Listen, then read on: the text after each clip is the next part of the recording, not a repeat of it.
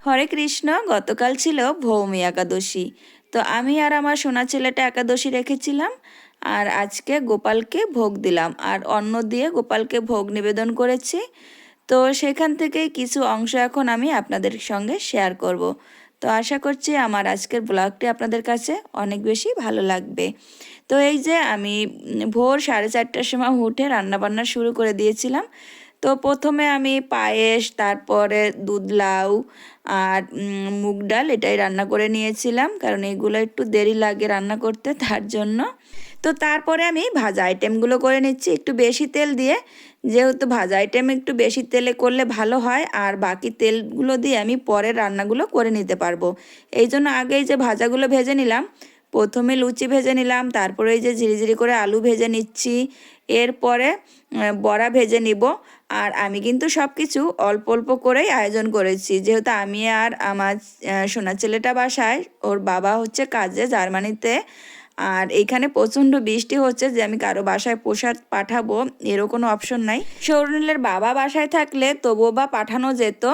যাই হোক, তার জন্য আমি কিন্তু এই যে 2 পিস 4 পিস করেই বানিয়ে নিচ্ছি, যাতে অল্প করে প্রসাদটা হয় আর আমি আর আমার সোনার ছেলেটা প্রসাদটা নিতে পারি।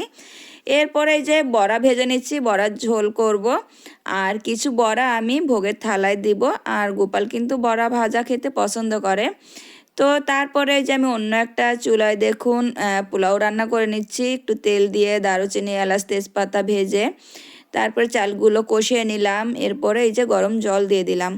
এবার পোলাওটা আমি দমে দিয়ে দিলেই কিন্তু হয়ে যাবে।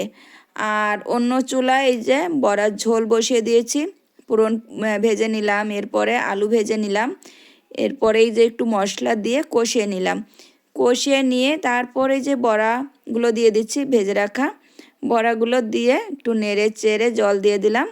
তারপরে জাল করে এই যে ঘি গরম মশলা দিয়ে নামিয়ে ফেললাম। তো এরই মাঝে আমার সমস্ত রান্না হয়ে গেছে ভোগের। এবার ভোগের থালা সাজিয়ে নিব।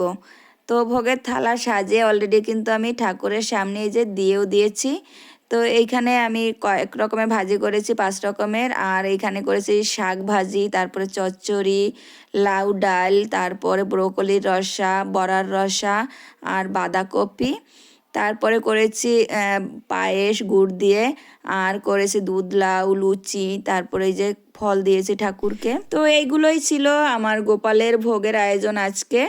তো প্রথমেই বললাম যে কেন আমি অনেক কিছু দিয়ে ভোগ দিতে পারলাম না আজকে। সৌরনীলের বাবা থাকলে সত্যি আরও অনেক কিছু আয়োজন করতে পারতাম, সবাইকে হয়তো বা প্রসাদও দিতে পারতাম, কারণ ভূমি একাদশী তো অনেক বড় একটা একাদশী, আর অনেক কিছু দিয়ে ভোগ দিতে হয় ঠাকুরকে। আর আমার শাশুড়িমাকেও দেখতাম অনেক কিছু দিয়ে ভোগ দেয়, আর সেও আজকে অনেক কিছু দিয়ে ভোগ দিয়েছে। যাই হোক, আমি যতটুকু পেরেছি এটা দিতে পেরেও আমি অনেক খুশি যে আমি গোপালকে অন্ন দিয়ে ভোগ দিতে পেরেছি।